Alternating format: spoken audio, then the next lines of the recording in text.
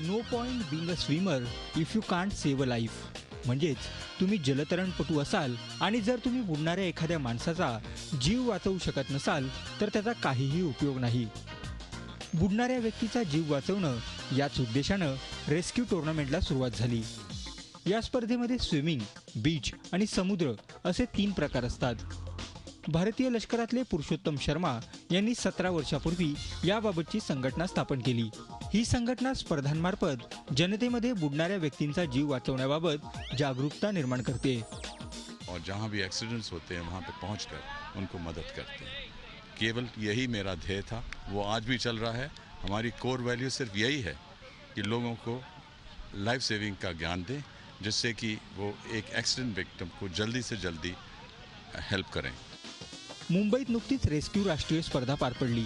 या स्पर्धेत जवळपास 200 स्पर्धकांनी भाग घेतला होता. या स्पर्धेतील विजयी स्पर्धकांची नेदरलँड्स इथं होणाऱ्या आंतरराष्ट्रीय स्पर्धेसाठी निवड केली जाणार आहे. लोकांचा जीव वाचवायला कसं वाचवू शकतो हे शिकवलं.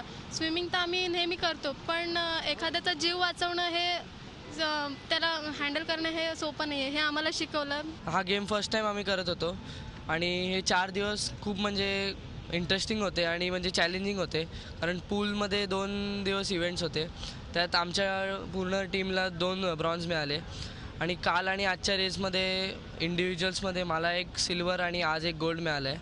यहाँ हमारे जो बेवॉच RLSS जितने भी ट्रेनिंग जिसको भी दिया है वो सारे बच्चे जाके अपने स्टेट में और लोगों को ज्वाइन करने के लिए कन्विंस करती है. और हर साल हम लोग देखते हैं कि जहाँ से अगर उड़ीसा से जैसे 2 बच्चे आए थे, इस बार 10 बच्चे आए, तो हमेशा क्वांटिटी बढ़ रही है. मतलब लोगों के अंदर में जागृति हो रही है कि नहीं, रेस्क्यू सीखना बहुत ज़रूरी है. 2016 रिओ ऑलिम्पिकमध्ये रेस्क्यू खेळाचं प्रात्यक्षिक सादर केलं जाणार असून 2020 टोकियो ऑलिम्पिकमध्ये या खेळाचा समावेश होण्याची शक्यता आहे.